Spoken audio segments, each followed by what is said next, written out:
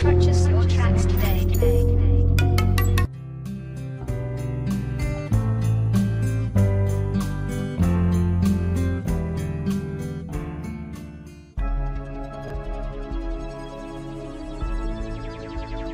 કર્મચારી વ્યવસ્થા તંત્રમાં પ્રથમ ભાગમાં આપણે તેના લક્ષણો જોયા.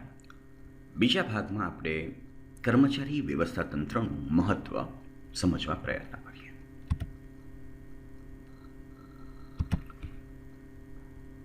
સંચાલનના ક્ષેત્રમાં કર્મચારી સંચાલન એક અગત્યનું સ્થાન ધરાવે છે. ઉદ્યોગના વિકાસની સાથે સાથે સમય સાથે સાથે કર્મચારીનું મહત્વ ધંધાકીય એકમોમાં વધતું રહ્યું. વર્તમાન સમયમાં એવું માનવામાં આવે છે કે કર્મચારી વિનાનું વ્યવસ્થા તંત્ર એ આત્મા વગરના હાડપિંજર જેવું છે. ઉત્પાદનના જડ યંત્રો ને આપણે મેન્ટેનન્સ કરીએ અને અપગ્રેડ કરીએ તો વધારે પ્રોડક્શન થાય છે. તો જો આપણે કર્મચારીઓને વધુ સારી રીતે સાચવીએ તો સારા પરિણામ ચોક્કસ આવી શકે. ધંધાકીય એકમના ભવિષ્યનો વિચાર કરતા હોઈએ ત્યારે ઉત્પાદનના અન્ય સાધનોની પરિપ્રેક્ષમાં કર્મચારીઓ પર વધારે ધ્યાન આપવું જરૂરી છે. કારણ કે દરેક કર્મચારીની પોતાની એક ખાસિયત છે. એ જીવંત છે. એની લાગણી, એની માગણીઓ, એનું માન, એનું અભિમાન, એનું સ્વાભિમાન જળવાય એ જરૂરી છે. દરેક કર્મચારીની પોતાની એક અલગ વિશિષ્ટ આવડત છે, હોશિયારી છે, સમજણ છે, કૌશલ્ય છે.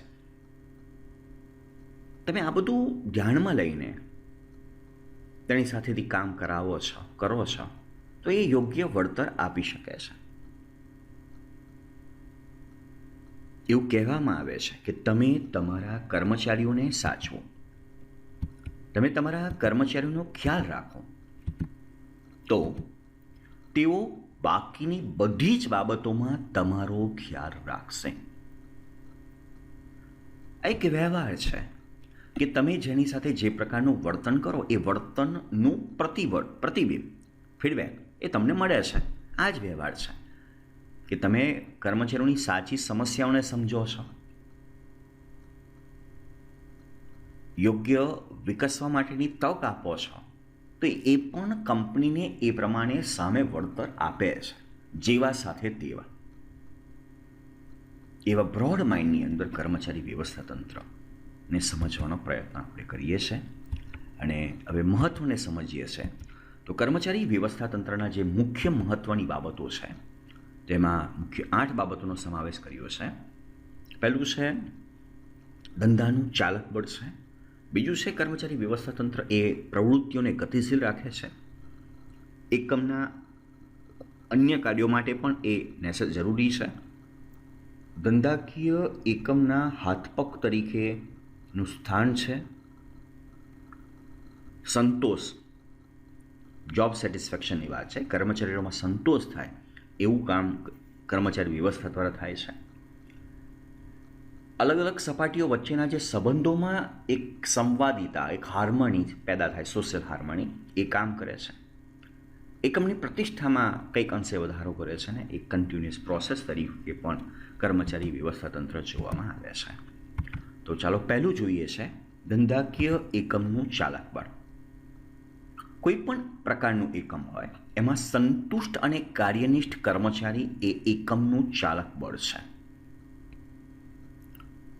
ઓવરઓલ ધંધાકીય એકમમાં ગમે તે કર્મચારી નથી ચાલતા. સંતુષ્ટ, ઇકોનોમિકની પરિભાષામાં આ એક સબવર્ડિંગ છે. તૃષ્ટ, સંતોષ પામેલો. એઝ મનુષ્ય તરીકે આપણી ઈચ્છાઓ અનંત છે. ક્યારેય વ્યક્તિ સંતોષ નથી પામતો. પણ એક બેઝિક જે રિક્વાયરમેન્ટ છે, નીડ છે, એ પગારની બાબત હોય એ મુખ્ય બાબત છે, વર્ક કન્ડિશનની બાબત હોય, વર્ક ટાઈમિંગની બાબત હોય, એ બધા એના કારણો છે. તો એ સંતોષ કરો. અને કાર્યનિષ્ઠ, એની પાસે લાયકાત છે, અનુભવ છે, પણ એક વફાદારીથી કામ નથી કરતો, કરવા ખાતર કરે છે. અને કાર્યનિષ્ઠ એટલે બાય હાર્ટ પોતાનું કામ છે એમ સમજીને કામ કરે છે.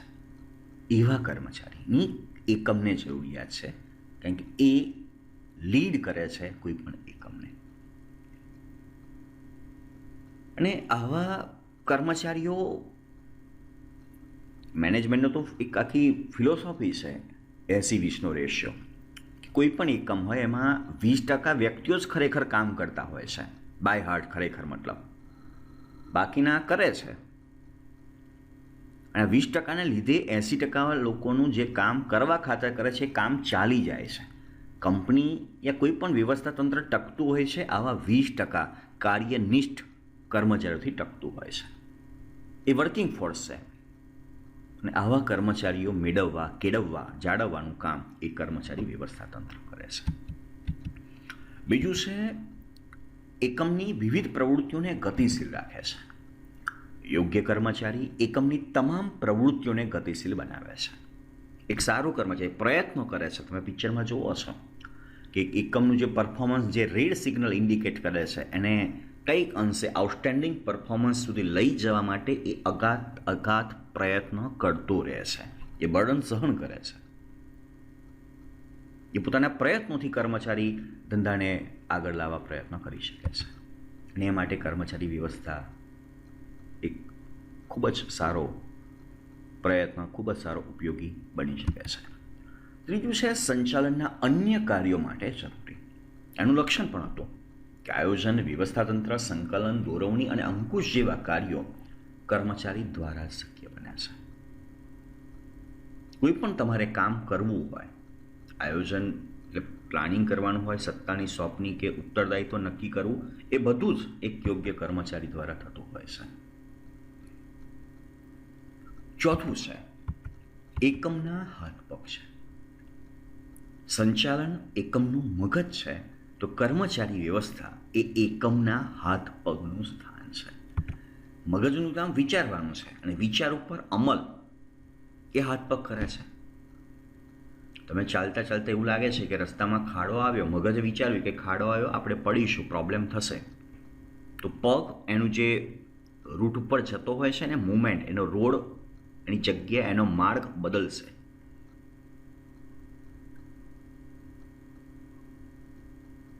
સામેથી કંઈક વસ્તુ આવે છે, બોલ કે એવું કંઈક રમતા હો, તો તમારો હાથ ને તરત મેસેજ જશે અને હાથ તમારા ઉપર કે નીચે આજુબાજુ જશે કે ભાઈ બોલ પકડીએ ગયા, કંઈક વસ્તુ જે આવે છે એને આપણે અટકાવવા પ્રયત્ન કરીશું. કમાન્ડ મગજ કરશે અને એનું અમલ એ હાથ પગ એટલે કે આપણા કંપનીની અંદર કર્મચારીઓ દ્વારા થશે. અને આપણે એવું વિચારી શકીએ છીએ કે હાથ પગ નહીં હોય, કમજોર હોય, તો એ શરીરની દશા શું થાય? ઓવરઓલ ડેવલપમેન્ટ માટે એ શરીરના તમામ અંગો સારા હોય એ જરૂરી છે, પણ તમારું મગજ કે તેજ ચાલે છે. આપણે સામાન્ય વ્યક્તિની વાત કરીએ છીએ અને પગ કે હાથ કમજોર છે તો, તથા નથી તો, એટલે એ મજબૂત હોય, એટલે કર્મચારીઓ મજબૂત એટલે સારામાં સારા હોય એ જરૂરી છે, તો તમારું ધંધાનું ડેવલપમેન્ટ સારી રીતે થાય છે. પાંચમું છે, કર્મચારીઓમાં સંતોષ. કર્મચારીની મુશ્કેલીઓ, સાચી મુશ્કેલીઓ, એટલે કે મુશ્કેલી તો હોવાની જીવન છે તો, પણ સાચી મુશ્કેલી ફરિયાદોને સમજીને ઝડપી ઉકેલ લાવવો. માનવો તત્વને સમજવાની વાત છે કે આ કહે છે તો એની પાછળનું લોજિકલી રીઝન શું છે. યોગ્ય આયોજન અને કામની સમાન વહેંચણી એકમમાં બહુ જોવા મળે છે. અને એટલે જ નિયમ છે કે એક સરખો હોદ્દો, એક સરખી લાયકાત, સમાન કામ, સમાન વેતન.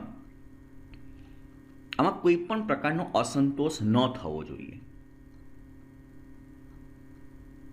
નાની નાની બાબતો પણ ક્યારેક મોટું સ્વરૂપ ધારણ કરી શકે છે.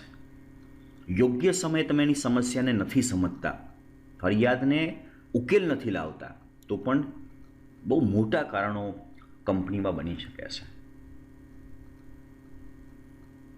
તો એ ઉકેલવાનું કામ એ કર્મચારી વ્યવસ્થામાં એચઆરડી ડિપાર્ટમેન્ટ છે અને જે એચઆર મેનેજર છે એનું કામ જ આ છે કે કર્મચારીઓની સમસ્યાઓને દૂર કરવી. અને આ સમસ્યા દૂર થાય છે એટલે ઓટોમેટિક સેટિસ્ફેક્શન, વર્ક સેટિસ્ફેક્શન થાય છે, સંતોષથી કામ કરતા થાય છે. છઠ્ઠું છે, સંબંધોમાં સંવાદિતા. યોગ્ય કર્મચારી એકમમાં સંતોષકારક વાતાવરણ ઊભું કરે છે. કોઈ કંપનીમાં, કોઈ ગ્રુપમાં, કંપની આપણે ગ્રુપ, એક જૂથમાં કે ક્લાસમાં કોઈ એક કર્મચારીને પ્રોબ્લેમ છે, એક વ્યક્તિને પ્રોબ્લેમ છે, તો એ આખા ગ્રુપનું, આખા જે જૂથ છે એનું વાતાવરણ દોહડે છે, ડિસ્ટર્બન કરે છે કંઈક ને કંઈક રીતે, બીજાને શાંત નથી રહેવા દેતો ટૂંકમાં. એટલે અહીં આગળ તમે સેટિસ્ફેક્શન અપાવો છો તો એક વાતાવરણ થાય છે. માલિકો અને કર્મચારી વચ્ચેના સંબંધોમાં સંવાદિતા, વાતચીત થાય છે.